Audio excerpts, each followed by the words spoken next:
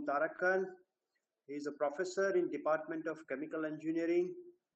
He is a Fulbright Nehru Senior Scholar.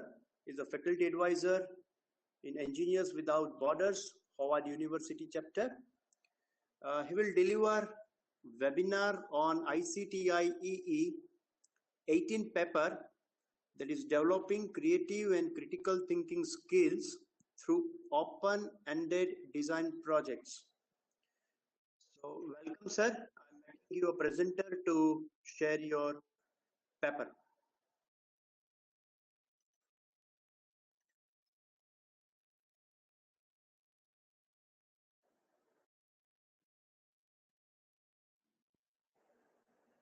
So please click on show my screen so that we'll get your screen.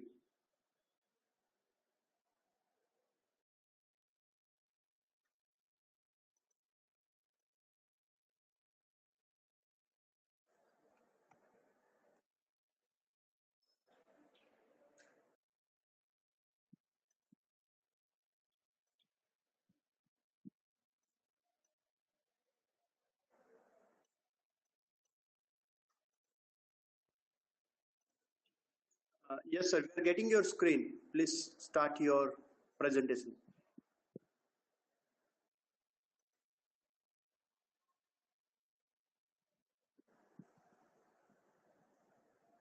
Hello. Yes, sir, we can hear you. Okay, so can they see my screen or is it only? Yes, sir, we are getting your screen, but it is in normal mode. If you run your presentation, then we'll get the actual screen. Okay, I'm starting on slideshow. Now you can see my screen? Yes, sir, we can see it, sir. Please go ahead. Okay, well, good afternoon, everybody, and thank you for participating in this webinar. As Dr. Amit said, my name is John Tarakan. I'm a professor of engineering at Howard University, and I also serve as the faculty advisor for Engineers Without Borders, which is a service organization for students interested in doing development projects. But in any case, today what I'm going to be talking about is the paper that I delivered at the ICTIEE 18, which was developing creative and critical thinking skills through open-ended design projects at the freshman and the senior level. So just to give you a brief outline of the presentation, I'll first talk about engineering education outcomes that are expected from all of our engineering students, those that come about because of the Accreditation Board of Engineering and Technology, ABET's outcome requirements. Then I'll talk a little bit about critical thinking skills and how important they are, talk about creative thinking skills, and then delve into the open-ended problems that we assign both at the freshman and the senior level, and talk about some of the outcomes that the students then get and what we expect from their deliverables. So as you can see in this slide, these are the outcomes that ABET has specified for undergraduate engineering programs to be accredited. And the outcome that we are focusing on is the one that's highlighted in blue, which is an ability to identify, formulate, and solve engineering problems. And so the open-ended design addresses this outcome quite specifically. In addition, the outcomes that have been highlighted in red, outcome A, which is an ability to apply the knowledge of math, science, and engineering. Outcome B, an ability to design and conduct experiments as well as interpret data. And outcome C, an ability to design a system component to meet particular needs. These are outcomes that are also addressed in the exercises that the students do. And finally, outcome K, which is an ability to use the technique, skills, and modern engineering tools necessary for engineering practice. So these are the outcomes that are the focus of the educational exercises that we have our students engage in. So I'll start going through those in a minute.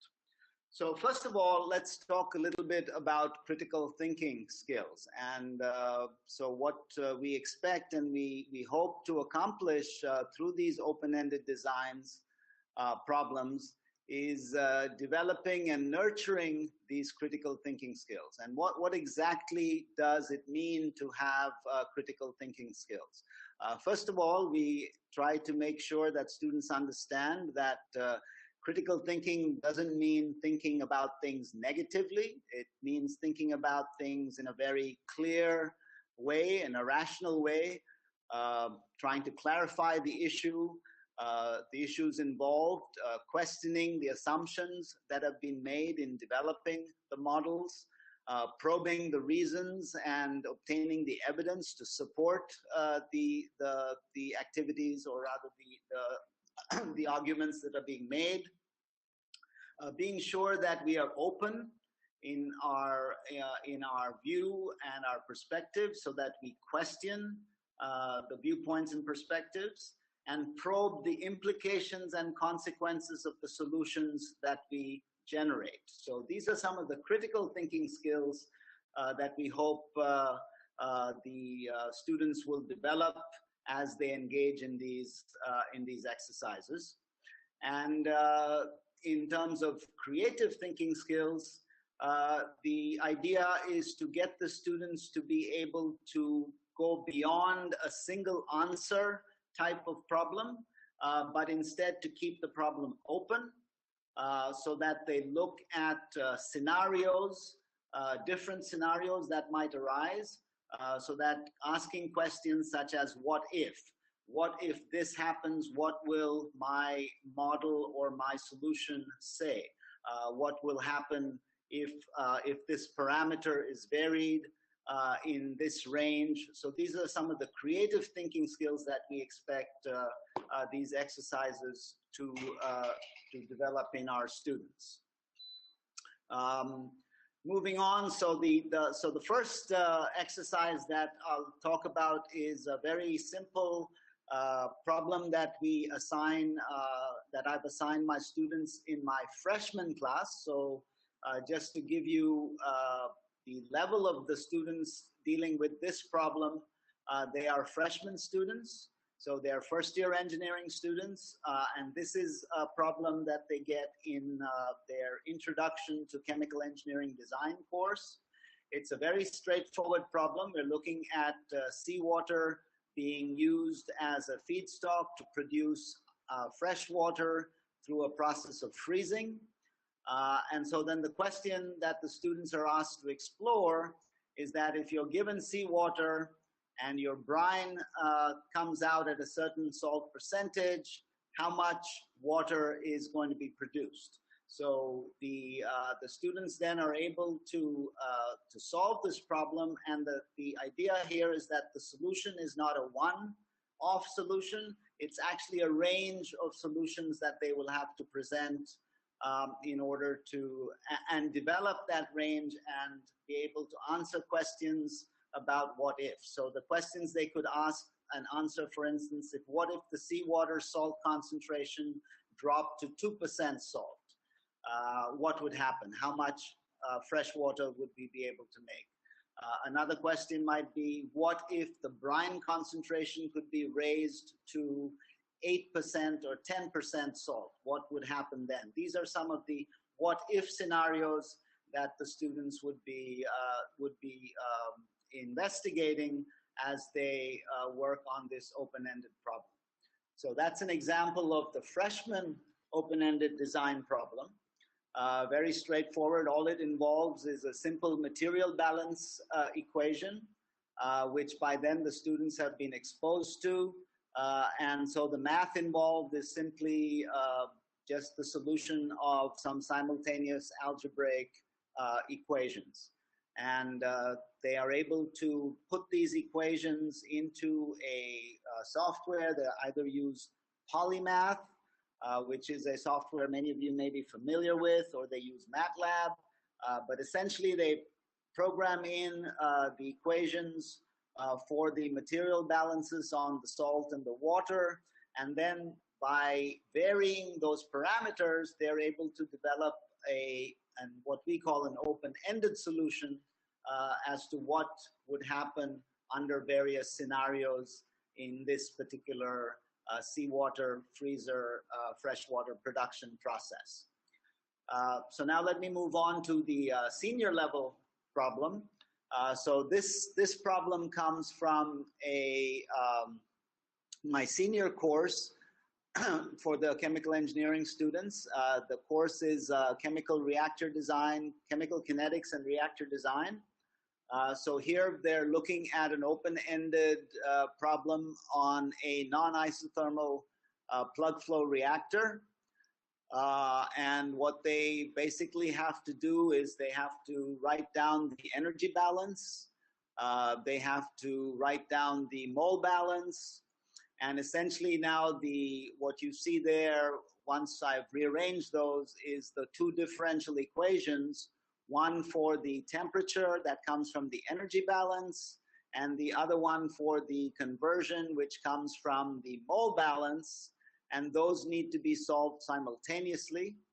Once again, the students use the software. They use the module in Polymath that uses a Rajkot procedure to do the simultaneous solution of the differential equations. So now, once again, they have that, the entire system. They can program that into Polymath, or if they choose, they can use MATLAB. And now they have to investigate the system, and what that involves is looking at the variation of various parameters. These parameters might include, say, the heat transfer coefficient, the ambient temperature.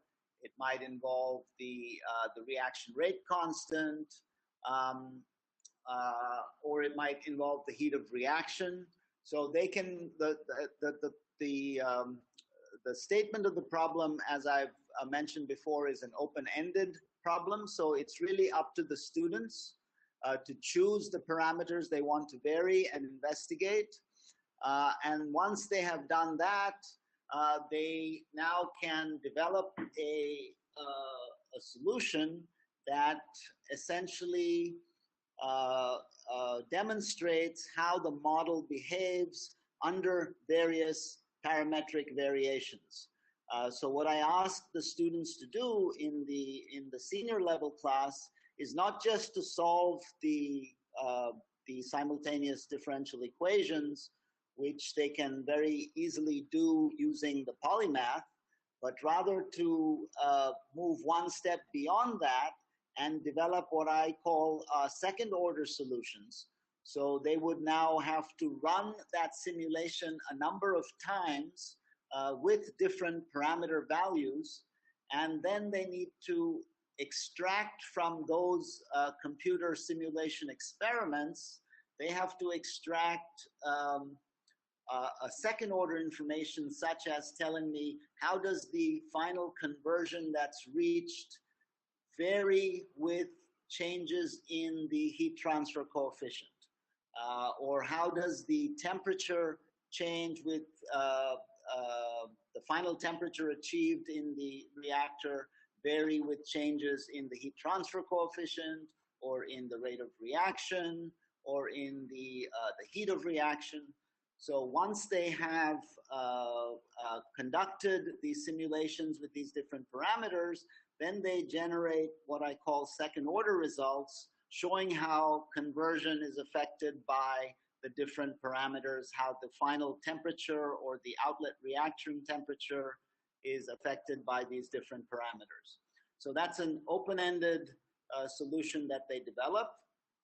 And in both cases, the students are now expected to write a report on this open-ended design problem.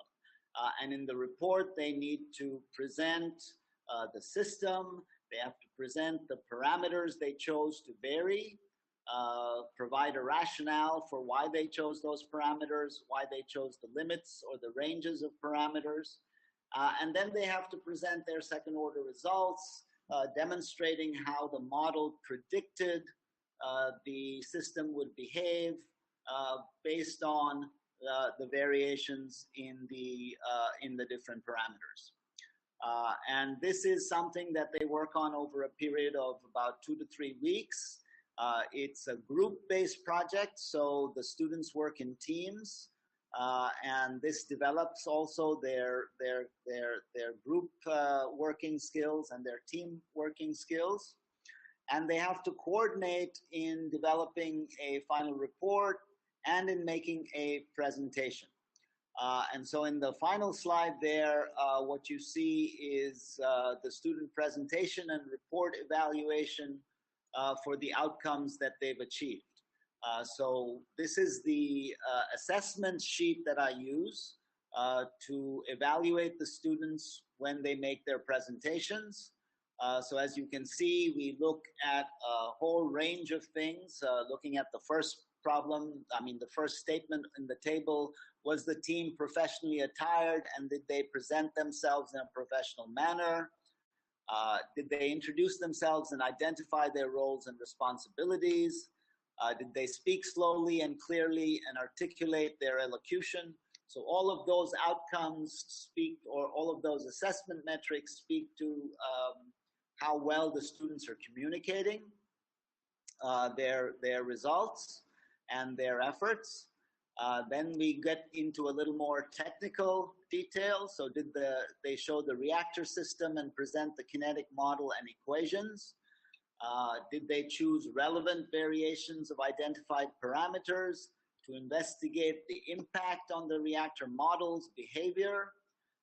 So those are assessing how well they chose the parameters to vary, and how well they were informed in terms of the relevance of the parameters and whether the variation that they were choosing was appropriate for the system they were investigating.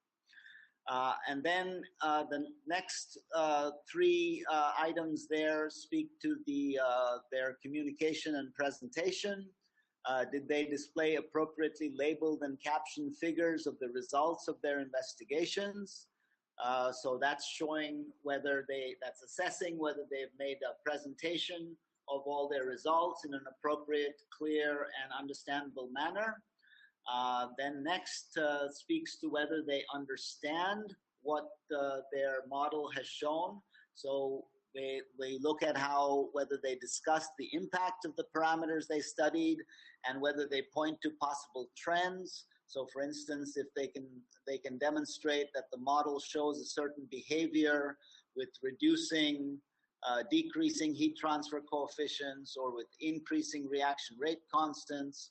Those are the kinds of results that we look to see that they're presenting clearly. And then finally, did they integrate their individual discussions to develop an overall discussion of their results? And that's really to assess the final report, in which we've also asked them to write a 1-page summary of their findings, backed up by evidence that is shown in the graphs that they have presented.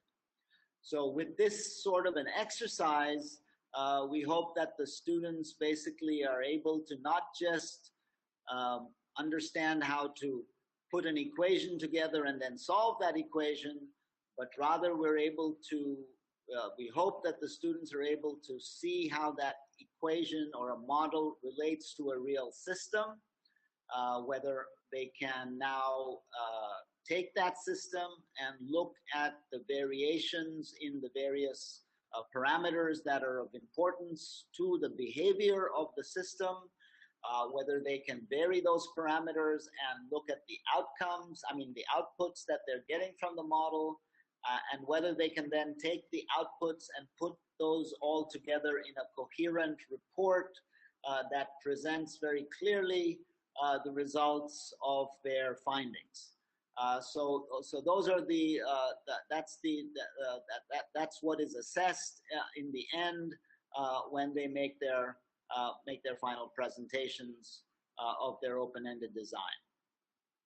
So that pretty much sums up what I talked about in my paper, and I will of course be happy to answer any questions now and engage in discussion about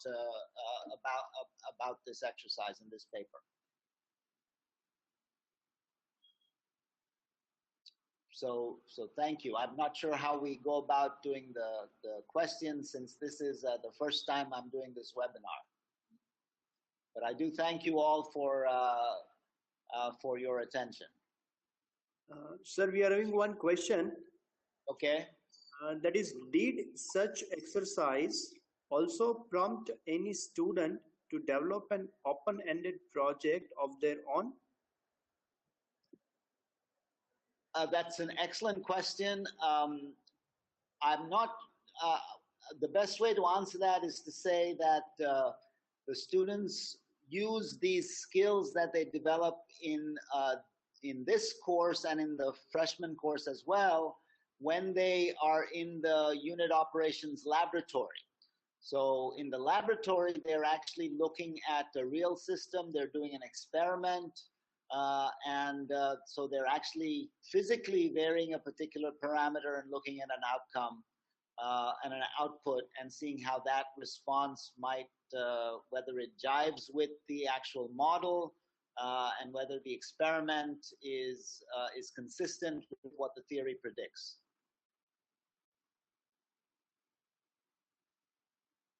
I'm not sure if that answered the question, but so I'm open to that.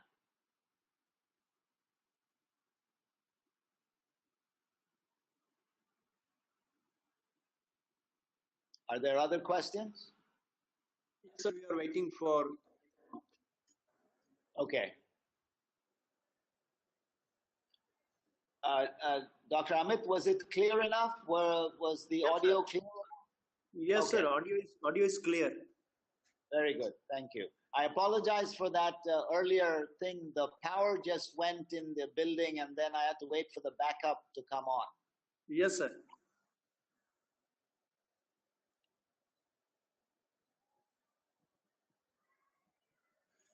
We are having one more question, like one participant has asked that in our colleges as well as in many other colleges, we have not taught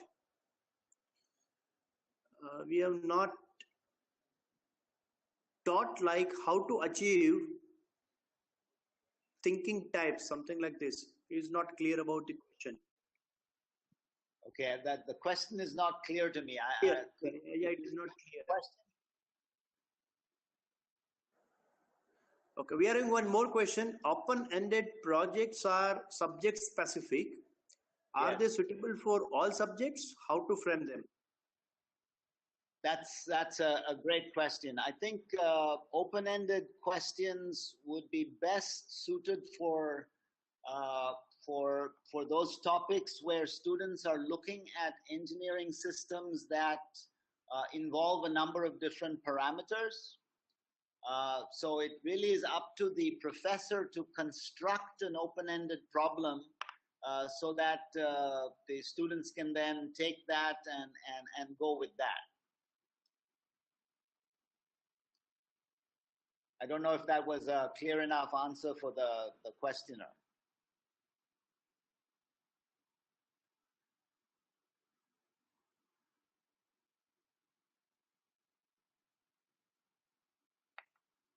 I'm not having any further questions. Feel free to ask question by using questions tab in webinar. Okay, should I look at those questions? No, I'm taking care, but I'm waiting for questions. Okay. Oh, I put my screen back on regular. Should I put it back on the slideshow or? No problem, sir. No problem. Let it be there.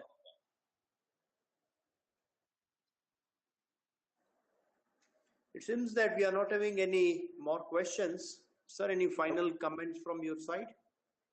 Well, My final comment would be really that I think it's very important that that all of us as engineering faculty integrate this kind of exercise into our courses. And the reason I say that is it's very easy for us to teach a theory and then give the students a problem where they just have to apply, find the right equation, and then find the right parameters and solve that equation. I think we need to move beyond that, because that, just leaving it with that, the students are basically more like a mechanic, in my view, rather than being able to function as a critical and creative engineer. And it's important for us to make sure that the students are aware that they need to be creative and critical when they are looking at the problems, not just in their textbooks, but the problems in the real world, which are the problems that they're going to be dealing with once they graduate and get their degree in engineering and move on to get a real job. So I think it's very important for us as academics to develop these kind of exercises. And the best thing about them is that with these exercises, we are actually able to address the outcomes in a much more regular and documented manner. So this the students' work, when they show this work where they're presenting these reports, these reports are, for us as a department, they're good evidence of the student work, which we can show ABET when they come to visit and accredit our program. So I think these are very important skills that our students should have. And I think I encourage academics to incorporate these into their regular courses. I know it requires a little more work on our part, but I think in the end, our students come out much better and much better educated from going through these kinds of exercises. So with that, I thank you for your attention. And I have my email address over here. So if anybody has further questions about it, please do feel free to send me an email.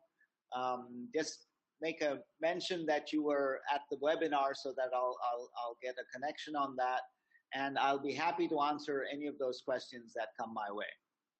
Sir, we are having a couple of questions. Okay. Like, would you consider community projects as eligible for open-ended design projects? I think they would most certainly be, because community projects are real projects. So they are going, the students are going to have to look at the real situation and look at, so the real situation is going to have much variability in it. And so I think they can be integrated into this kind of format quite easily. And we are having another one. Without teaching them about thinking types and thinking approaches, how can we expect them to think? I didn't get the question. Could you repeat it, please, Dr. Ahmed? It is something like, without teaching them about thinking types, how can we expect them to think? One participant has raised this question. Okay. Well, I think students have to think. That is their responsibility. Our responsibility is to give them the tools that they can think in the right way, and they can think both critically and creatively so that they can solve the problems that they're going to be faced with. So it's, I think it's our responsibility to make sure that students do that. And these sort of exercises force them to do it. So it's not like they can sit back and say, oh, I'll just solve this equation and that's it. They can't do that anymore. They have to actually look at the model, they have to look at the system, and they have to look at how the model behaves So they're forced to think in that way. And I think that's very good for them.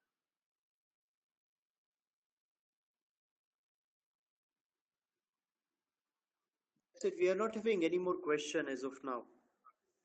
Okay. Shall we end this webinar?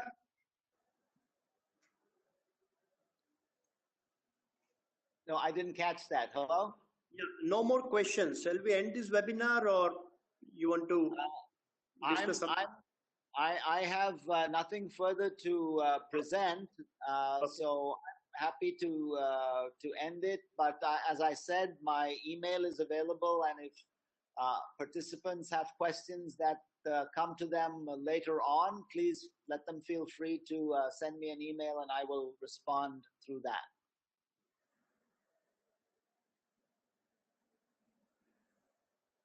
Thank you all for attending this webinar, and thank you, sir. Thank you. Okay.